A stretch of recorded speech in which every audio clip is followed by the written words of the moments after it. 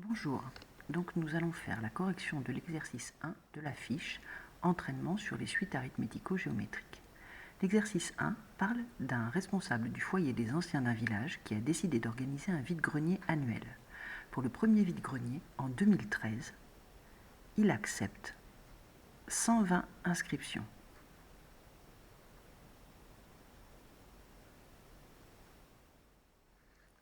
D'après les renseignements pris auprès d'autres organisateurs dans les villages voisins, il estime que d'une année sur l'autre, 80% des exposants se réinscriront.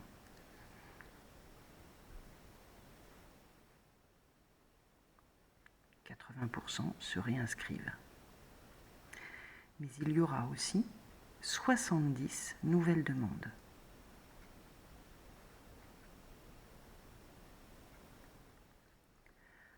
On note U indice N, le nombre d'inscrits en 2013 plus N.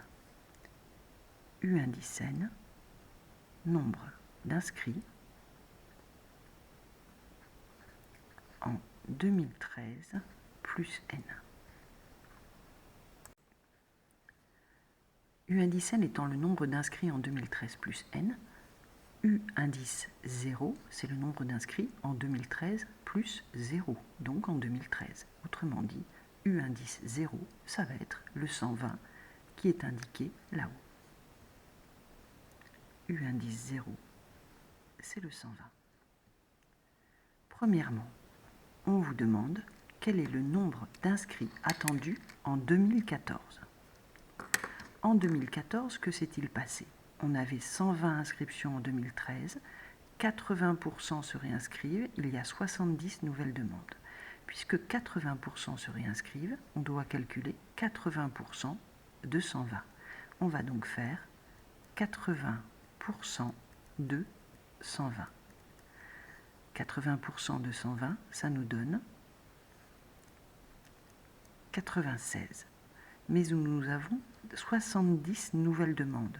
96 plus 70, ça nous donne 166. Donc,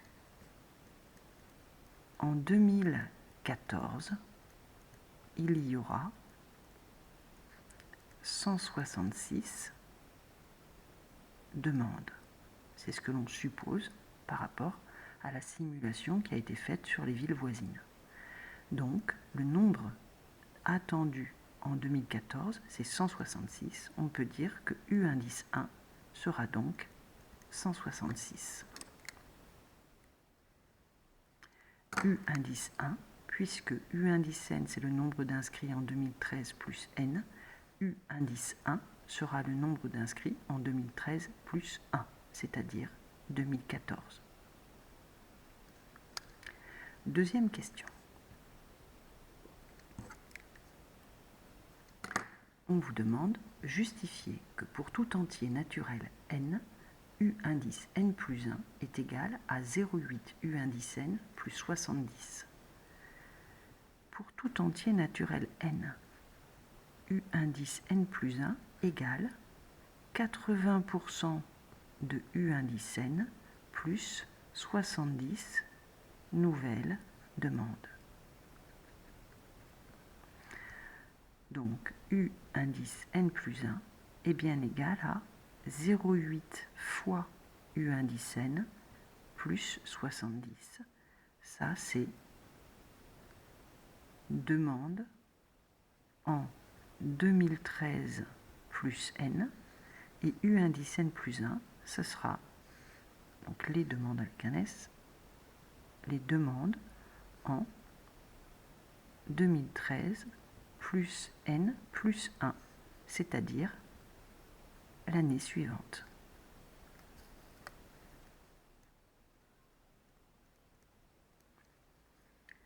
Donc on obtient bien U indice n plus 1 égale 0,8 U indice n plus 70 pour tout n entier naturel. Troisièmement, on vous dit, vu la configuration actuelle de la manifestation dans le village, le nombre d'exposants ne peut pas excéder 230, certainement parce qu'il n'y a pas suffisamment de place pour tous les accueillir. Petit a, compléter l'algorithme proposé afin qu'il permette de déterminer l'année à partir de laquelle l'organisateur ne pourra pas accepter toutes les demandes d'inscription. Donc, on va écrire l'algorithme.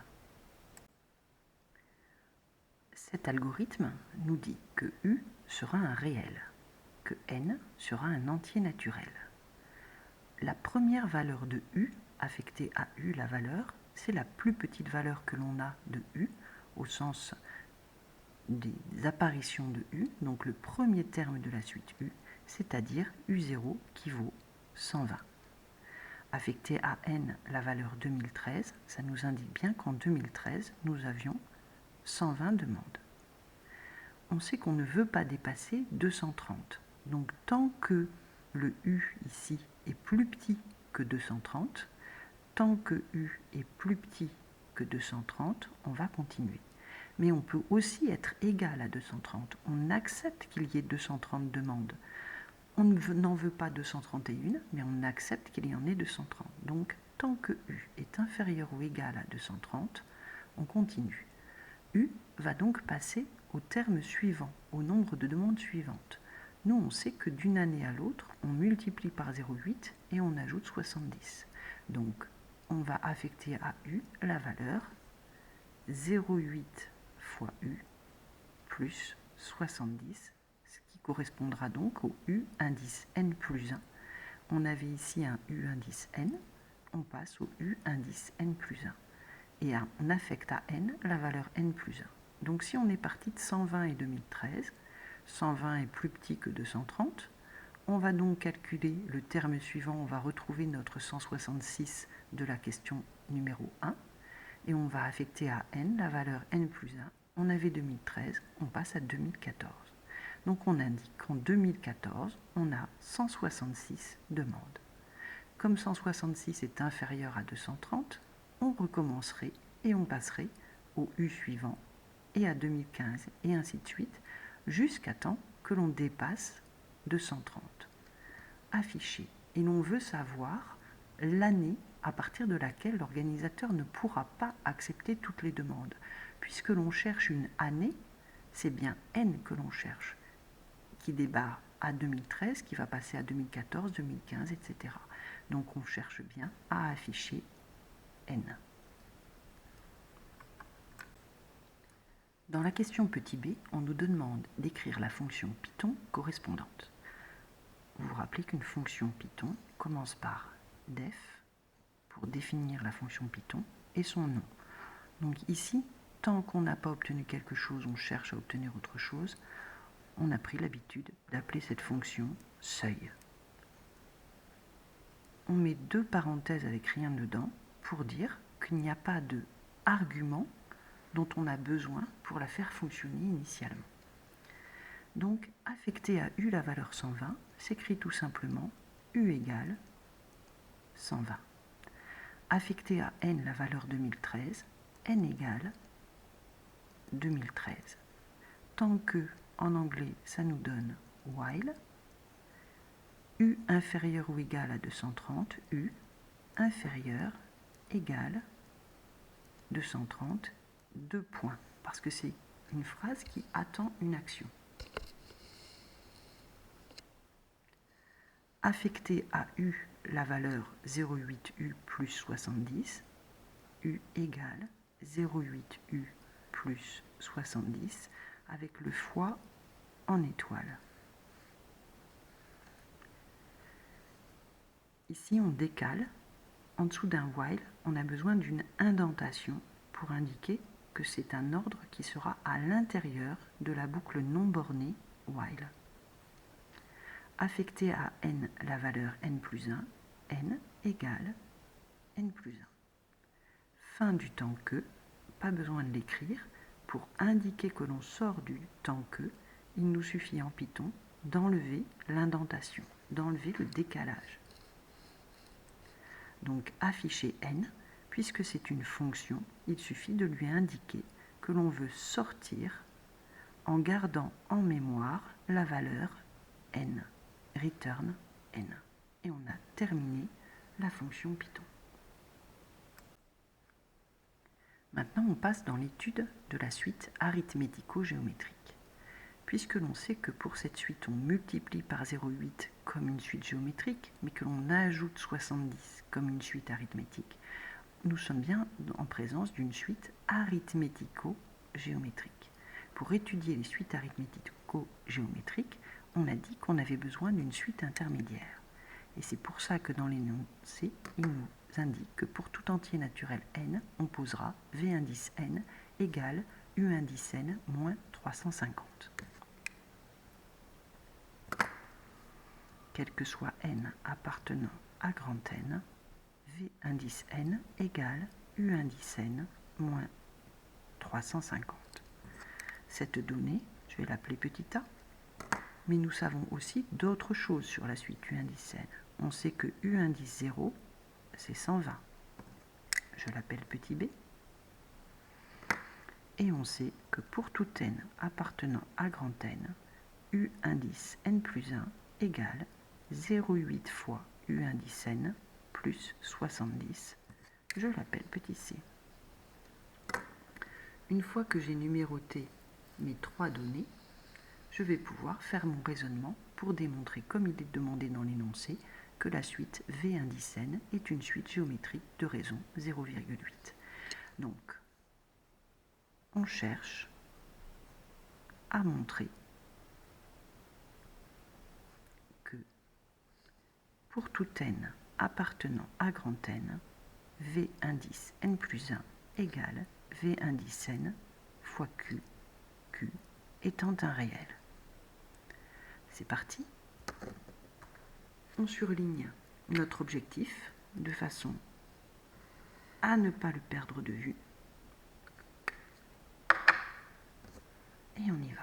Puisque l'on veut du v indice n plus 1, je vais chercher dans mes trois données celle qui indique v.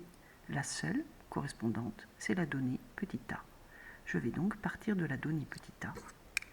Et avec la donnée petit a, obtenir que pour tout n appartenant à grand N, v indice n plus 1 égale u indice n plus 1 moins 350.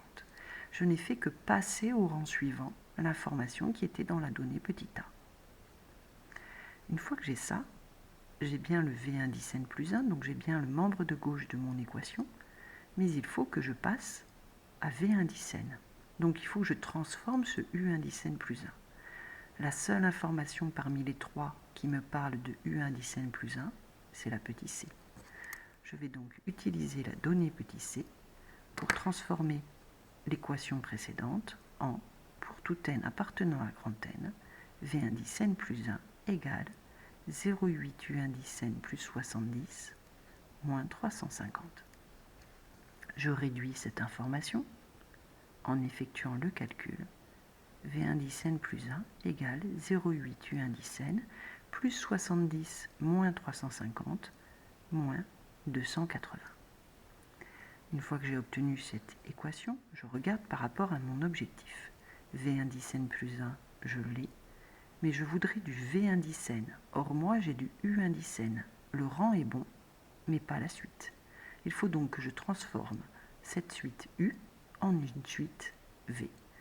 Quelle est celle parmi les trois données qui me fait un lien entre U et V? C'est la donnée petit a. Cette donnée petit a me permet d'affirmer que puisque Vn égale Un moins 350, alors Un égale Vn plus 350. Tout ce que j'ai fait, c'est d'additionner 350 aux deux membres de l'égalité qui est là. Et ainsi, je vais pouvoir remplacer Un par Vn plus 350. Je remplacerai Un par Vn plus 350. Donc, la phrase petit a me permet d'affirmer que pour tout n appartenant à grand N, V indice n plus 1 égale 0,8. Je n'oublie pas les parenthèses, facteur de Vn plus 350 moins 280. Je développe. V indice n plus 1 égale 0,8 V indice n plus 0,8 fois 350 moins 280. Et puisque mon objectif était de montrer qu'elle est géométrique, je fais ce calcul, 0,8 fois 350 moins 280, et cela donne 0. Donc j'obtiens bien V indice n plus 1 égale 0,8 fois V indice n,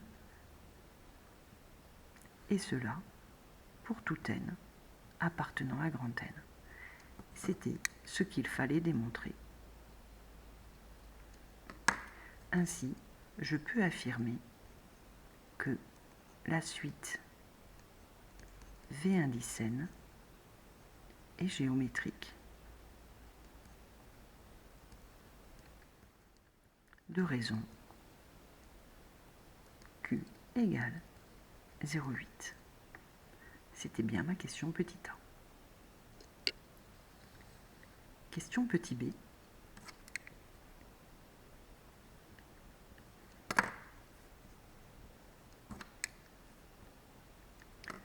Il nous demande en déduire que pour tout entier naturel n, U indice n égale moins 230 fois 0,8 puissance n plus 350. Donc il cherche à nous faire obtenir U indice n en fonction de petit n. Je vais donc transformer ce V indice n et l'exprimer en fonction de petit n.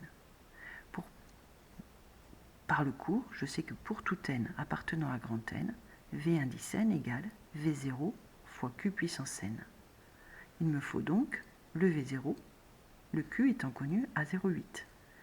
Or, V0, c'est U0 moins 350, c'est-à-dire 120 moins 350, ce qui fait moins 230. Maintenant que je connais V0, je peux remplacer. Alors, pour tout n appartenant à grand N, V indice n égale moins 230 fois 0,8 à la puissance n. Or, pour tout n appartenant à grand N, U indice n égale V indice n plus 350. Ça a été vu grâce à la relation petit a. Alors, pour tout n appartenant à grand N, on a bien U indice n qui est égal à V indice n, c'est-à-dire moins 230 fois 0,8 à la puissance n, plus 350.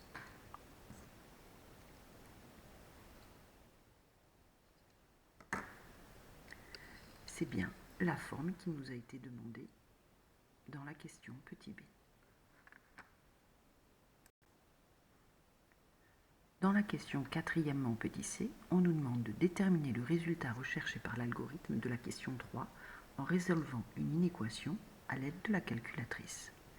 Nous, on cherche n entier naturel tel que U indice n passe plus grand que la valeur qui était indiquée par la mairie, c'est-à-dire qu'on ne voulait pas qu'il dépasse 230.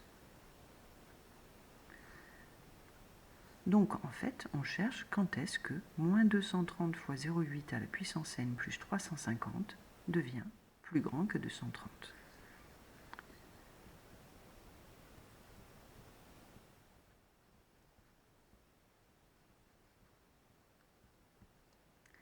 Avec la calculatrice, puisque c'est une suite, on va pouvoir utiliser le menu récurrence, le menu des suites. Donc, on va dans le menu récurrence. Dans ce menu récurrence, on va indiquer que l'on a une suite, puisque dans l'énoncé, on nous dit moins 230 fois 0,8 à la puissance n plus 350. Je vais pouvoir changer le type de la suite. Type, j'appuie sur F3, la touche de fonction qui est en dessous de l'étiquette type, et je lui dis que j'ai une suite où je connais U indice n en fonction de n. Donc c'est une suite de type F1. Donc je vais pouvoir lui dire F1. Et maintenant, ma suite U indice n, elle s'appelle A sur la calculatrice, mais ça n'a pas d'importance. Je vais pouvoir rentrer la valeur. Le moins, n'oubliez pas que c'est le petit moins, celui qui est entre parenthèses à gauche du symbole exé. Moins 230 fois 0,8 à la puissance, c'est l'accent circonflexe. Là, j'indique le n avec la touche F1 qui est en dessous de n. Je me déplace à droite pour enlever l'exposant, plus 350. Et je valide en appuyant sur Exé. Une fois que j'ai fait ça, je vais aller paramétrer cette suite. 7. Et je lui dis que je débute au premier terme, donc on va dire U indice 0, et je ne cherche pas à aller jusqu'au terme U indice 5100, je vais aller jusqu'au terme, par exemple, allons-y jusqu'au 50e, et on va voir ce que ça donne. Je lui demande maintenant d'afficher la table F6, et je vois apparaître que U0 vaut 120, que U1 vaut 166, ça me confirme pour ma valeur de la question numéro 1, et je cherche à partir de quand je dépasse la valeur indiquée, c'est-à-dire 230. Et on voit que dès U indice 3, je suis à 232. Donc, je vais dépasser 230 à U indice 3.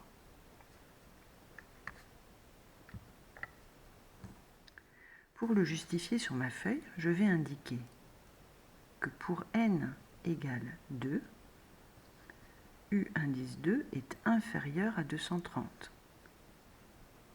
Pour n égale 3, U indice 3 est supérieur à 230.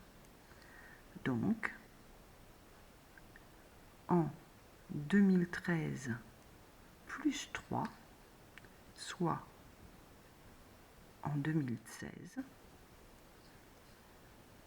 on dépassera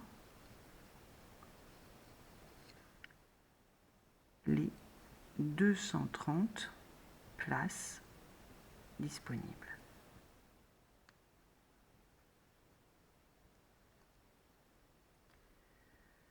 Là-dessus, on a ce qu'on appelle une question ouverte, c'est-à-dire qu'il ne fait pas forcément appel à des calculs, mais à du raisonnement.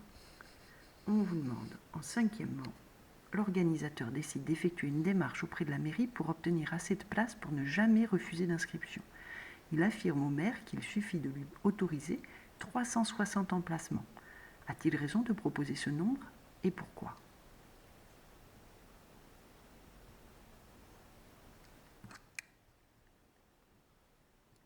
Qu'est-ce que l'on sait, nous ? On sait que le nombre de demandes faites par les citoyens de cette commune va être de ce type-là, moins 230 fois 0,8 à la puissance n plus 350. Pour tout n appartenant à grand N, 0,8 à la puissance n est un nombre positif, non nul.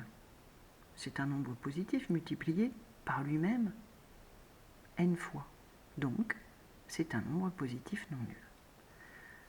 Ce qui veut dire que moins 230 fois 0,8 à la puissance n va lui être négatif, puisque j'ai multiplié par moins 230 qui est négatif. Je change le sens de l'inéquation, j'obtiens moins 230 fois 0,8 à la puissance n qui est négatif. Donc, moins 230 fois 0,8 à la puissance n plus 350 va être inférieur à 350.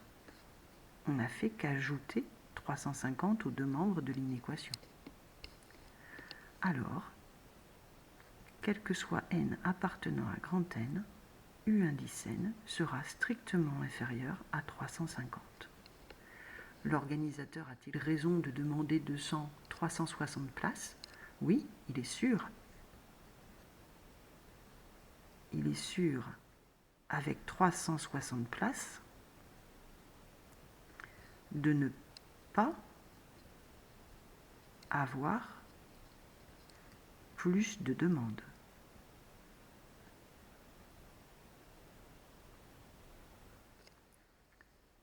Mais il pourrait aussi ne demander que 350 places.